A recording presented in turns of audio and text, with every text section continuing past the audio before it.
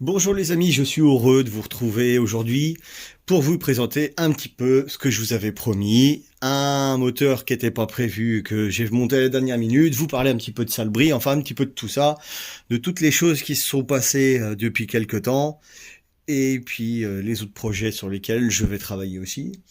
Donc on va passer vite fait sur l'étape de Salbris. Salbris, pour tous ceux qui ont vu les vidéos, pas un temps super top, hein, à venir avec un ciré et puis des rames et une bouée.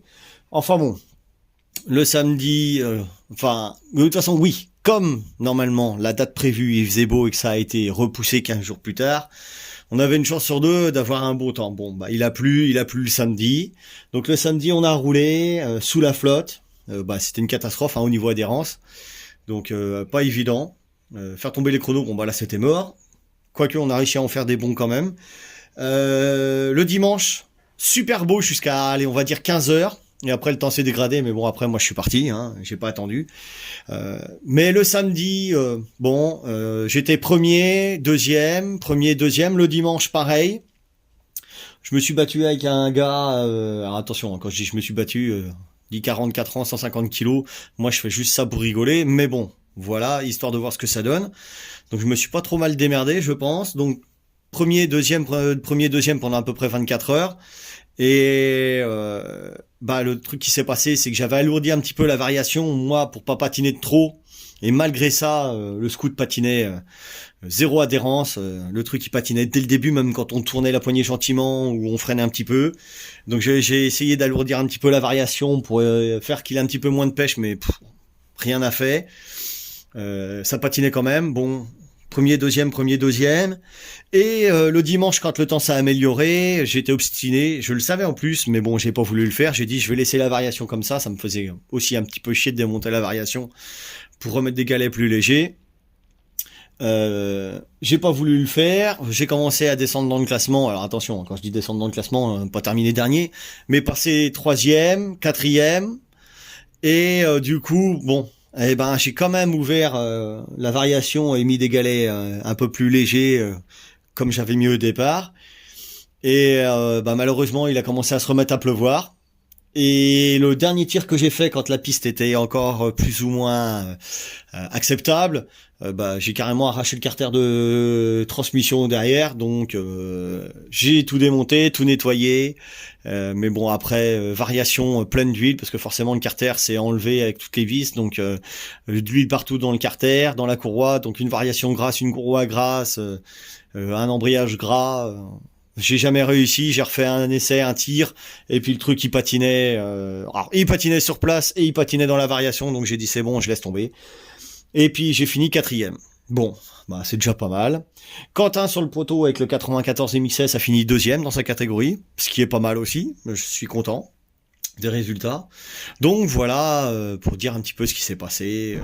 Sinon après le restant, on s'est bien marré, tout ça. Il y a eu quelques petites vidéos que j'ai mises sur Insta, que vous avez vu au moment où j'étais en train de tailler dans le pneu à l'arrière du Scoot et de la MRT, que ça a fait rigoler Fab de Fab RPC. Donc ça, il l'a pas montré sur sa vidéo, mais ça l'a fait pas mal marrer. Parce que je lui ai dit, on fait pas que balancer des menhirs en Bretagne, on sait aussi tailler les pneus. Et donc voilà. Et puis donc on est rentré, et puis tout le retour s'est bien passé, et puis voilà quoi. Donc maintenant, on va parler de choses que je vous avais promis. Donc ça, c'était pas prévu, mais c'est arrivé. Donc ça, c'est un 77 stage 6 fonte. Alors vous allez me dire encore du 77, bah oui, mais bon, c'est pas cher et ça marche bien.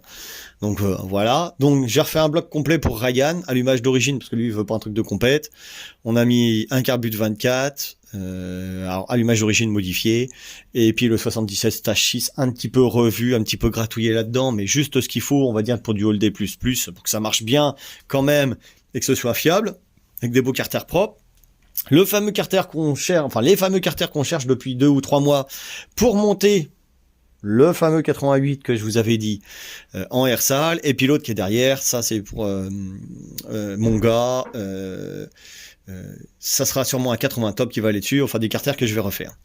Donc la config dessus, sur celui-là, c'est allumage MPT, pot EMXS GP90, cylindre en 88 air sale, carbut 28, non, carbut 34, voilà, désolé.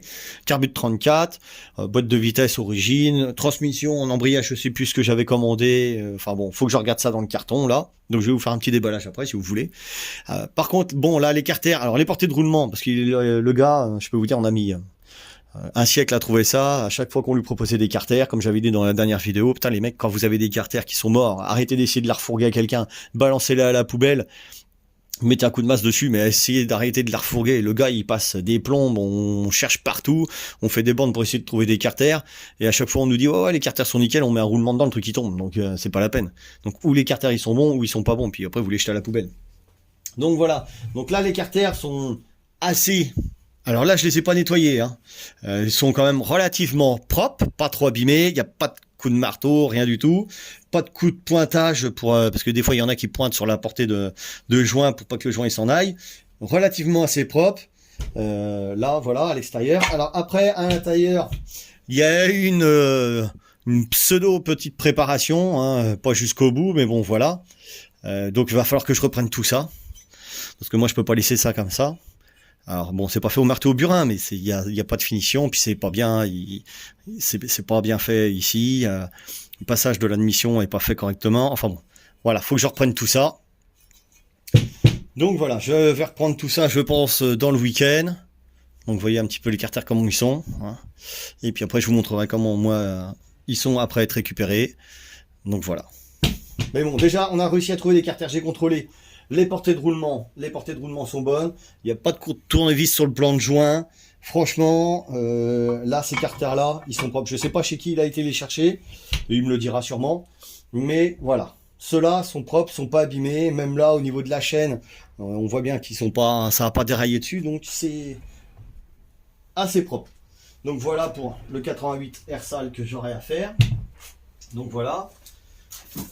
Donc bah forcément, alors je vais pas le déballer parce que c'est lui-même qui va monter son moteur, donc moi je vais pas voir la machine. Si vous voulez voir une machine que je vais te faire tourner, bah ça sera sur le 77 Stage 6 fonte. Donc je pourrais vous faire une petite vidéo sur celle-là si ça vous intéresse. Sur la Gilera, quand celui-là il sera prêt, je pourrais vous faire une petite vidéo là-dessus. J'ai encore une MRT qui est arrivée en 80 Airsal. Bon, elle est pas terrible la bécane. Donc il y a tout à refaire dessus. Je pourrais vous faire une vidéo aussi si ça vous intéresse, hein, pour voir qu'il y a un 80 Airsal dessus. Donc voilà. Après il y a des trucs que je peux pas vous montrer, comme le cadre de la copine à Steve Project. Donc pour ceux qui voudraient aller voir, qui connaissent pas, je vous invite à aller voir sur ma page Insta et sur la sienne. Sa moto que je lui ai fait, hein, son moteur, le pâture cadre, tout ça. Après le kit déco, c'est lui qui a géré pour mettre son poste de pilotage, son kit déco. Moi j'ai juste fait la peinture, préparation moteur, tout ça. Donc si vous voulez aller voir sur ma page Insta ou sur la sienne, vous y allez. J'avais fait la peinture, j'ai failli dire la couleur. J'ai fait la peinture du cadre de sa copine. Il va y avoir les jantes et un peu dans le même style que celle à Steven. Les pontées vont être peints, les jantes vont être peintes, le cadre va être peint. J'avais posté des photos et des vidéos de la peinture, mais je les ai retirées tout de suite parce que sa copine voulait pas que je spoil un petit peu parce qu'elle voulait faire la surprise à tout le monde. Donc je les ai vite retirées. Donc il y en a, elles sont restées même pas 2 minutes. Donc il y en a quelques-uns qui ont dû les voir. Donc pour pas tout spoiler, je les ai retirées. Donc vous verrez au final ce que ça va donner. Donc voilà. Donc là, ça c'est pareil. Comme on revenait là-dessus, c'était une petite parenthèse. Donc lui, c'est pareil, c'est lui qui va la monter. Donc la vidéo, vous la verrez pas. Donc voilà le petit échappement MXS qui va te monter dessus. Donc, ah bah si, j'ai pris embrayage renforcé 5 disques, la petite durite rouge. Voilà, hein, de chez MXS. Donc merci à MXS aussi à la base pour tout ça. Hein, pour tous les cylindres Stage 6, tout ça. Bon bah, le petit allumage MVT des familles qui va bien. Donc la durite qui sera montée dessus. Donc pareil, hein, comme je dis, moi souvent je monte jamais de roulement cache ferraille, toujours des roulements cache polymère. Donc là, en l'occurrence, il y en avait plus ce que je voulais d'habitude, des SKF ou autre chose, donc ou des Stage 6, il y en avait plus en stock, donc là j'ai pris des mal aussi, c'est pas grave. La pochette de joint d'intercarter, enfin la pochette de joint, le joint d'intercarter qui en plus je viens de découvrir qui était malheureusement plié en deux.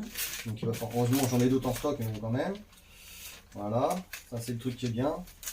Alors, voilà, c'est dommage, vous le recevez, le truc il est plié en deux. Alors heureusement que ceux-là ils sont légèrement caoutchoutés, mais bon, quand même. Heureusement qu'il est mou. On va le remettre tout de suite en place. Avant qu'il prenne une sale forme, même si c'est pas déjà fait. Non, voilà, c'est bon. Donc ça, voilà. Le joint de carter. L'embrayage. Le kit pompe à eau. Qui va aller. Bon bah ça c'est la bride de l'échappement. Les disques de frein. Enfin les disques d'embrayage. La bride d'échappement. Le cylindre Ersal, que ça intéresse tout le monde. Alors je ne savais plus, parce que je sais que pendant un moment on était parti avec Stephen, il voulait monter un 88 sur sa machine et il y en avait plus en stock des Ersal. Je sais plus, j'avais calculé le taux, je sais plus combien il y avait, mais on avait quand même un taux intéressant. Mais bon, de toute façon je le reprendrai parce que de toute façon lui je lui fais pas une prépa, mais je lui monte stock, mais il veut un truc qui marche quand même. Donc on va essayer de le tasser un petit peu en laissant le cylindre stock, parce que franchement il est assez propre dedans, hein, on va pas retailler pour que le gars, pour ce qu'il en a à faire, il voudrait un petit truc qui marche mais sans plus, voilà, du Hall plus encore. Donc on va juste le tasser un petit peu, mais pas de petits coups de Dremel ni rien là-dedans, ni de coups de renvoi d'angle. Donc comme ça va être fait, mais je pourrais vous donner les mesures pour ceux que ça intéresse. Donc voilà le cylindre que l'on va monter dessus, hein, le petit 88 Ersal. Donc voilà. Donc pour ceux qui veulent le voir un peu mieux en détail, hein, je leur ferai une autre petite présentation s'ils veulent le voir un petit peu mieux que ça à l'intérieur, pour ceux que ça intéresse. Donc voilà, ça, il va y avoir ça de monter dessus.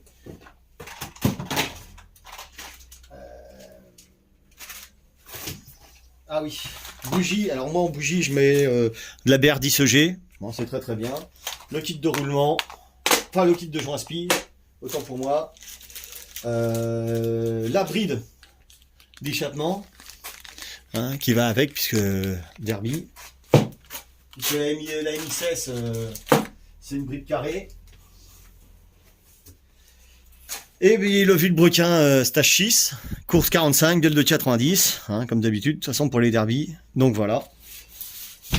Voilà, tout ça, ça sera monté sur son petit, sur sa petite machine. Donc après, je ne sais pas, moi je l'aurai pas, donc je vous dirai hein, sur sa page si vous voulez aller voir après ce que ça donne. Mais bon, voilà. Donc tout ça, c'est déjà pas mal. Il y a un peu de boulot à faire. Après, il y aura aussi donc après ce moteur-là, enfin après le montage de ce moteur-là, après la fermeture de celui-là, j'aurai donc celui-là à faire. J'aurai aussi le moteur de la copine à Steven à faire, donc en 88 BRK. Donc là, c'est pareil, je ferai une vidéo si ça vous intéresse. Dessus sur la prépa des carters, le remontage du moteur, de la cycle, du réglage, tout ça, si ça vous intéresse. N'hésitez pas à poser des questions aussi, donc ça va déjà être pas mal. Ah oui, alors si, à Salbris aussi, pour revenir là-dessus, j'avais emmené la MRT, c'est pareil, hein, avec la MRT, avec le 90WR, ça marche très très bien, mais c'était une catastrophe. Donc voilà, petite parenthèse là-dessus rapide. Et puis voilà, sinon après en projet qu'il y aura plus tard, il y a encore d'autres machines à arriver, on n'a pas fini. Et puis j'aurai mon 125, mon Yamaha 125 à faire aussi pour cet été. Donc si jamais ça intéresse aussi, pour ceux que ça intéresse à suivre, je refais une peinture complète dessus, aux couleurs pas Yamaha, mais plus R1, donc en noir mat, avec les jantes dorées. Enfin bon, il y aura une ligne à Krapovic dessus, enfin... Un petit truc assez intéressant, une bulle sport Air Max, guidon, tout ça. Donc pour ceux que ça intéresse, si jamais ils veulent voir ça, c'est plus du 50cc, c'est sûr, mais c'est du 125. Mais voilà, la transformation un petit peu de la chose. Et puis voilà, et puis on continuera un petit peu sur les petites vidéos que je fais d'habitude. Donc voilà un petit peu ce qui s'est passé, ce qui va se passer, et puis ce qu'il y aura au futur. Donc si vous voulez continuer à voir ça, un petit pouce bleu hein, pour faire continuer à évoluer la chaîne. Vous allez sur la page Insta aussi. Il y aura toujours des vidéos ou des photos de postées. Et puis voilà, ceux qui ont des questions à poser, vous me les posez. Sur Insta, pareil. Si je peux y répondre, j'y réponds, si j'ai le temps. Sinon, n'hésitez pas des fois à me relancer un petit peu. J'essaie toujours de répondre aux questions. Et si par contre je réponds pas, c'est que ou ça me casse les couilles, ou que je peux pas, ou que je connais pas. Mais bon, en général, ça m'étonnerait. Surtout quand ça me casse les couilles ou des questions à la con. Donc voilà. Eh ben, je vous dis à la prochaine. Et puis à plus les amis.